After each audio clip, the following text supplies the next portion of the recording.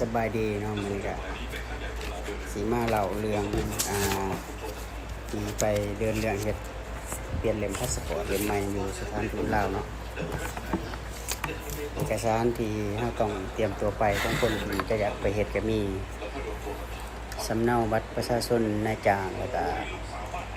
ทะเบียนบ้านนายจ้างเนาะแล้วก็สำเนาครัวของเฮาส่งมาเบิดทุกหน้าเนาะแล้วก็ให้เอาไปพิมพ์แล้วก็ถ้าใครมี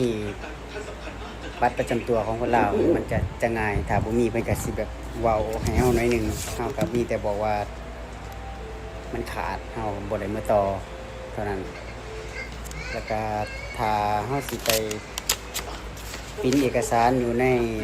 บอนสถานทูตเนาะเพิ่นก็สิคิดราคาแพงกว่าข้างนอกแหน่จักหน่อยหนึงถ้าใครรับได้ก็บ่เป็นหยังถ้าใครรับบ่ได้ก็พิมพ์ไปแต่ข้างนอกเลยก็ได้เนาะก็สิมีหน้าพาสปอร์ตแล้วก็หน้าวีซ่าของเฮาพิมพ์ไปไว้เลยโลดแล้วก็สำเนาครัวสำเนาบัตรประชาชนให้พิมพ์ไปไว้เบิดเลยแล้วก็รูปนี่เพิ่นจะเอาแบบนี้เป็นรูปประมาณ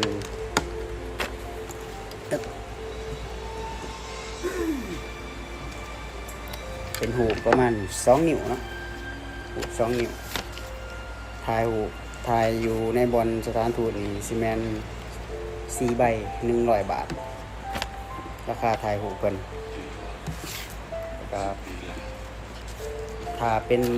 บัตรแรงงานจะง่ายกว่าเป็นบัตรท่องเที่ยวเพิ่นจะแบบเพิ่นจะแบบอยากอันเพิ่มเฮานะแต่ว่าก็ให้เพิ่นกินน้ำกินในไปจัก100 นึงก็ได้เอาไปใส่ในพาสปอร์ตให้เพิ่นบ่อนเฮายืนเอกสารเพราะว่ามีคนหนึ่งเวลาเฮาเฮ็ดครบทุกสิ่งทุกอย่างเฮาไปเอาเอกสารขอเอกสารมาเขียนใบยืนใบคำร้องแล้วก็ไปยืนเรียบร้อยเบิดแล้วก็ไปนั่งรอถาเนาะไปนั่งรอถาที่บอนเฮาสิเข้าไปสัมภาษณ์เพิ่นก็ไปสัมภาษณ์ก็คือไปจ่ายเงินนั่นแหละไปจ่ายเงินค่าเฮาเฮ็ดพาสปอร์ตเปลี่ยนเล่ม